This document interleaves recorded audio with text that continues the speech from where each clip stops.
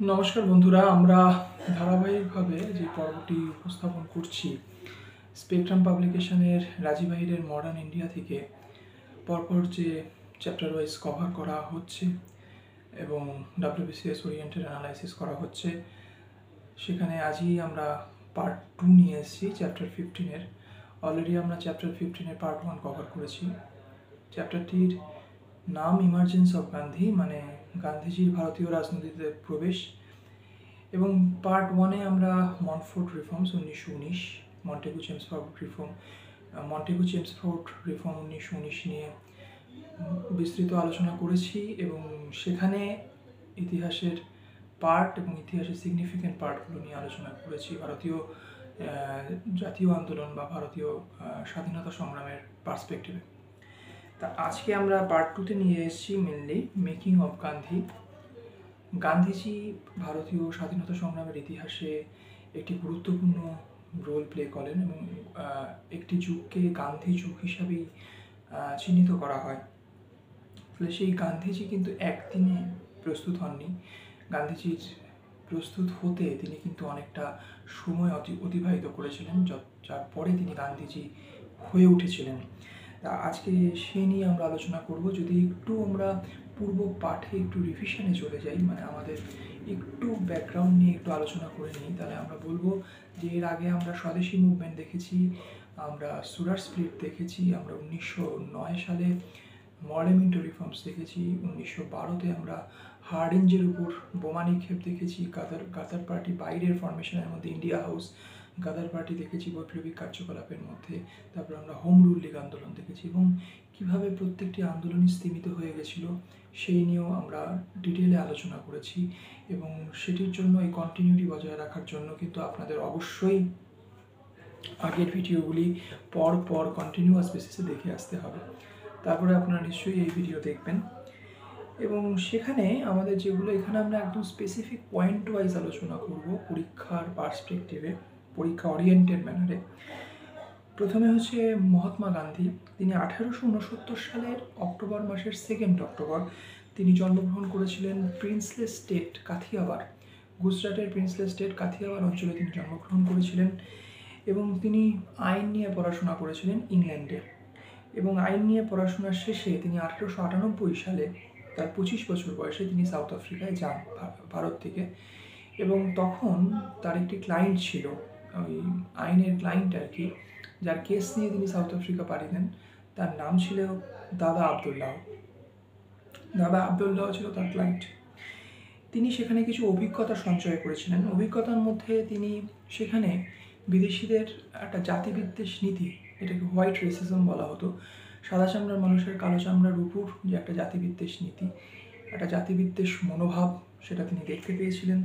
আর সর্বাগ্রে যেটা দেখতে পেয়েছিলেন যে এশিয়া মহাদেশের যেসব লেবার বা ওয়ার্কাররা সেখানে কাজ করতে যাচ্ছে তাদের উপরে একটা ভীষণ হিউমিলিয়েটিং আচরণ তারা করছে, একটা অবমাননা করা আচরণ তারা করছে। এবং এর পক্ষান্তরে এর জন্য তিনি 1914 সাল অবধি সাউথ আফ্রিকায় থাকেন এবং তিনি সমর্থ হয়েছিলেন সাউথ আফ্রিকায় কাজ করা সমগ্র ভারতীয়দের একত্র করতে। আমরা যদি তখন সাউথ আফ্রিকায় ফিরে যাই তাহলে আমরা দেখতে পাবো তখন ভারতীয় যারা লেবার ছিল তাদেরকে, বা ভারতীয় যারা ওয়ার্কার্স ওখানে কাজ করতে যেত তাদেরকে 3টে ভাগে মূলত ভাগ করা যেত। এক হচ্ছে ইনডেনচার্ড লেবার, 2 দ্য মার্চেন্টস এবং 3 হচ্ছে এক্স ইনডেনচার্ড লেবার্স। আমি প্রথমেই বলছি আমি ইংলিশ টার্ম এই জন্য ইউজ করবো যেহেতু মেন্স কিন্তু ইংলিশই হয়, তো ইংলিশ টার্মগুলো আপনাদের বুঝে নিতে হবে। ইনডেনচার্ড লেবার্স মানে যারা সাউথ আফ্রিকা থেকে ভারত থেকে 1890 সালের পরে পাড়ি দিয়েছিল, তারা মেনলি ছিল দক্ষিণ ভারতীয় এবং তারা মেনলি চিনির কলে কাজ করার জন্য সাউথ আফ্রিকায় পাড়ি দিয়েছিল। আর ছিল মার্চেন্টস, যারা ছিল বিজনেসম্যান, যারা সাউথ আফ্রিকায় গেছিলেন ওয়ার্কার্সদের পাশাপাশি তারা গেছিলেন ব্যবসা পরিপ্রেক্ষিতে। আর ছিলেন এক্স ইনডেনচার্ড লেবার্স। এই ইনডেনচার্ড লেবার্সের মধ্যেই যেসব ভারতীয়রা সাউথ আফ্রিকায় গিয়ে বসতি স্থাপন করেছিলেন, বিয়ে শাদী করেছিলেন এবং সন্তান সন্ততি নিয়ে বাস করছিলেন, তাদেরকে আমরা বলবো এক্স ইনডেনচার্ড লেবার্স। এই যে 25 বছর বয়সে গান্ধীজি দক্ষিণ আফ্রিকায় পদার্পণ করলেন, তারপর 1894 সাল থেকে 1914 সাল অবধি তিনি দক্ষিণ আফ্রিকায় অতিবাহিত করেছিলেন এই দীর্ঘ 20 বছর।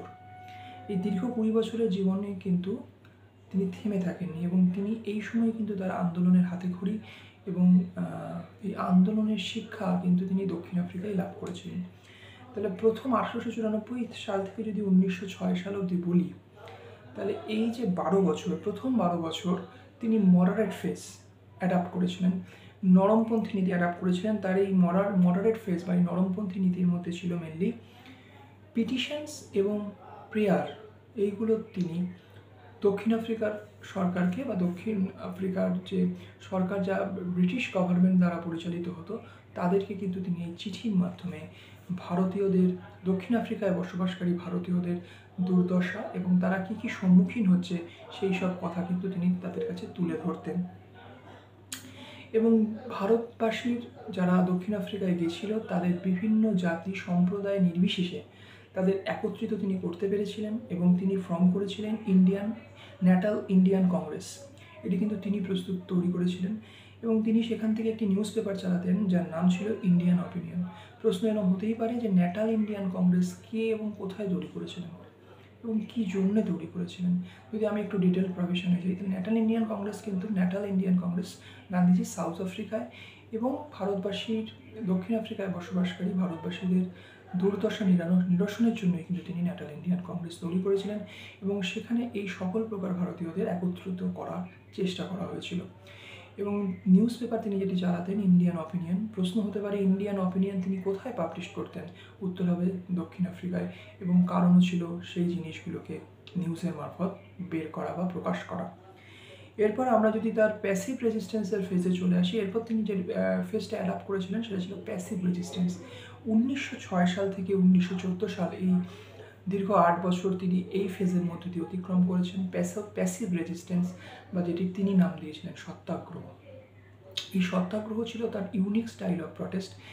প্যাসিভ রেজিস্ট্যান্স, আমরা যদি পূর্বে ফিরে যাই ভারতীয় রাজনীতিতে, তাহলে 1905-06 সালে কিন্তু আমরা দেখতে পাবো প্যাসিভ রেজিস্ট্যান্সও কিন্তু ভারতের রাজনীতিতে সক্রিয়ভাবে একটা মতবাদ উঠে আসছে, মূলত বিপিনচন্দ্র পালের থেকে, ভারতের তখন যারা চরমপন্থী ছিল তাদের কাছ থেকে।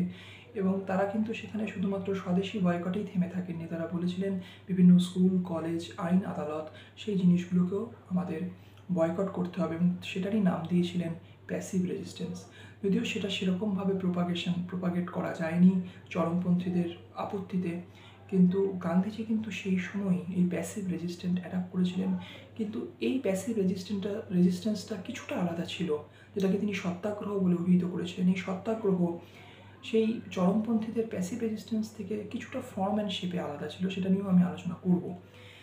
আর মেনলি এই প্যাসিভ রেজিস্ট্যান্স, সিভিল ডিসঅবিডিয়েন্স যেটাকে আমরা বলি, যেটাকে আমরা আইন অমান্য বলতে পারি, বা এই যে সত্যাগ্রহ তিনি কেন বা কিসের কী ইস্যুর এগেনস্টে সেই নীতি নিয়েছিলেন, তার মধ্যে প্রথম যে ইস্যুটি ছিল, খুব মূলত যে ইস্যুটি ছিল রেজিস্ট্রেশন সার্টিফিকেট।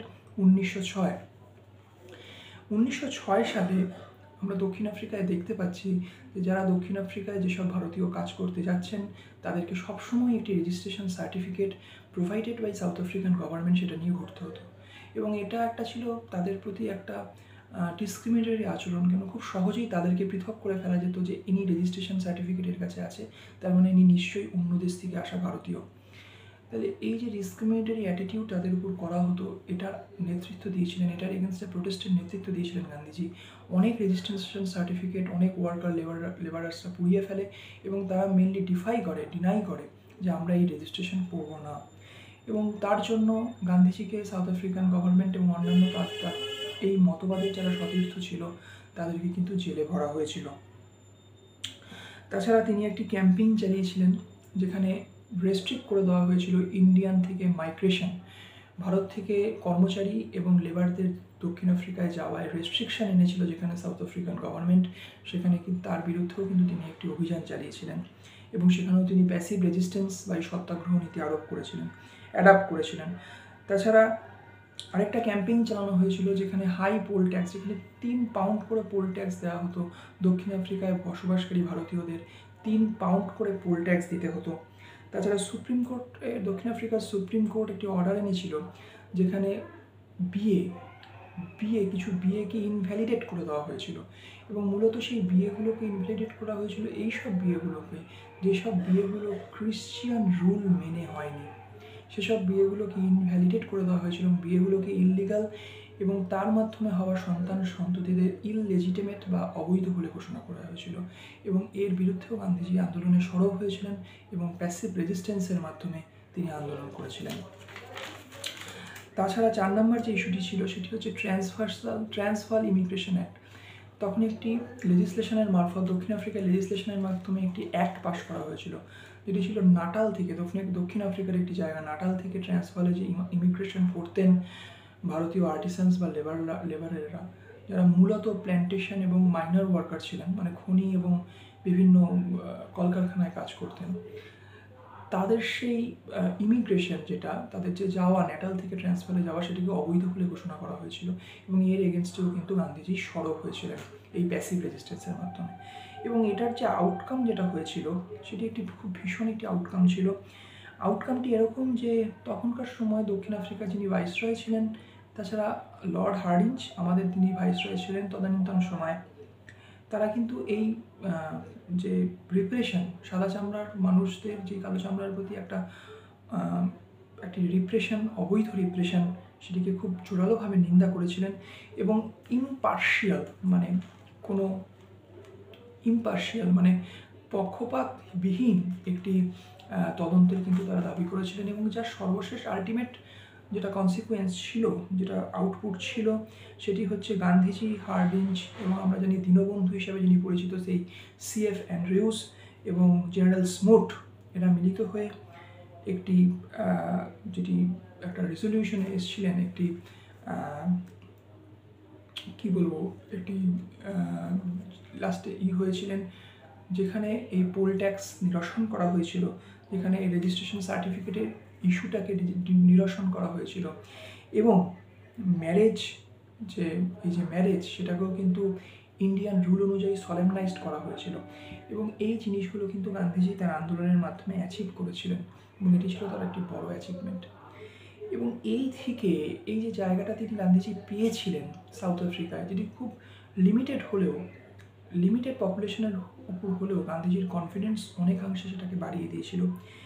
এবং এখান থেকে গান্ধীজি যে অভিজ্ঞতা সঞ্চয় করেছিলেন, যে মাস স্ট্রেংথ, জনগণের ক্ষমতা হিউজ, এবং সেই মাস স্ট্রেংথকে কোনো একটি রিফর্ম মুভমেন্টে অবশ্যই ইউজ করতে হবে, যেটি কিন্তু এতদিন অবধি 1914 বা 1918, 19 সাল অবধি, মানে যতদিন না গান্ধীজি সক্রিয় রাজনীতিতে প্রবেশ করছেন, 17, 18, 19, ততদিন অবধি কিন্তু ভারতীয়রা বুঝতে পারেনি।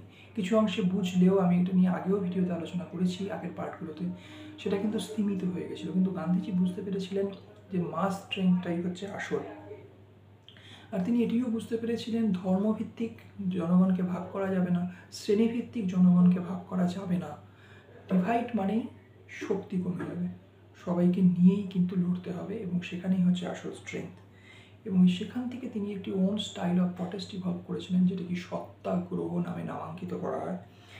যদিও সেটি একটি লিমিটেড স্কেলের উপর সাকসেসফুল হয়েছিল, কিন্তু গান্ধীজির কনফিডেন্ট ছিলেন যে এটিকে তিনি ভারতে যখন তিনি প্রবেশ করবেন, এই জিনিসটাকে তিনি আরও বেশি মাত্রায়, আরও বেশি স্কেলে প্রয়োগ করবেন। এবার আমরা যদি গান্ধীজি যে সত্যাগ্রহ অ্যাটাক করেছিলেন তার কিছু বেসিক টিনেটে আসি, এবং সেখান থেকে আমরা খুব সহজেই বুঝতে পারবো যে সেটি এক্সট্রিমিস্টরা যখন প্যাসিভ রেজিস্ট্যান্সের প্রপোজাল দিয়েছিল তার থেকে কী অংশে ভিন্ন ছিল। গান্ধীজির সত্যাগ্রহ ছিল এরকম যে সত্যাগ্রহ মানে ট্রুথ আর নন ভায়োলেন্স, সত্যকে গ্রহণ করা, অ্যাকসেপ্টেন্স অফ ট্রুথ, এবং এটি করতে হবে মূলত সত্যকে আঁকড়ে ধরে থাকতে হবে আর নন ভায়োলেন্সকে অ্যাডাপ্ট করতে হবে, যেটি প্রচণ্ড একটি ত্যাগের বিষয়, একটি কষ্টসাধ্য বিষয়, যেটি সবার পক্ষে করা সম্ভব না। এবং তিনি এখানে টলস্টয়ের যে প্রিন্সিপাল, তার সাথে যে ইন্ডিয়ান এলিমেন্টস মানে আমরা বুঝবো চরমপন্থীরা যে প্যাসিভ রেজিস্ট্যান্সের কথা বলেছিল, সেই এলিমেন্টসটাকে মিশিয়ে এবং টলস্টয়ের মতাদর্শ মিশিয়ে তিনি এই সত্যাগ্রহকে ফর্ম দিয়েছিলেন বা ইভলভ করেছিলেন, এই সত্যাগ্রহ কনসেপ্ট।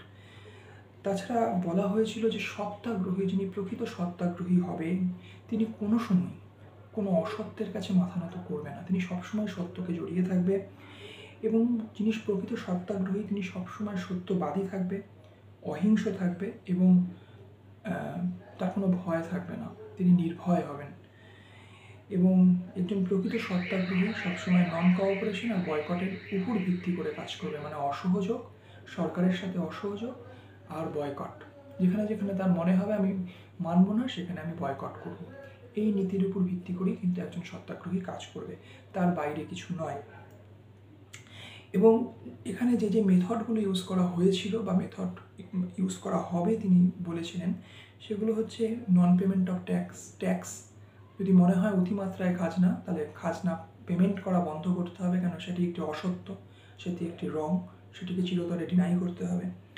তাছাড়া কোনো পুরস্কার সরকার মারফত যদি কোনো পুরস্কার বা কোনো পজিশন, কোনো চেয়ার দেওয়া হয়, সেটিকেও তৎক্ষণাৎ সেটিকে কী করতে হবে, অস্বীকার করতে হবে, ডিনাই করতে হবে। আর হচ্ছে সত্যাগ্রহী কিন্তু সবসময় রেডি থাকবে যে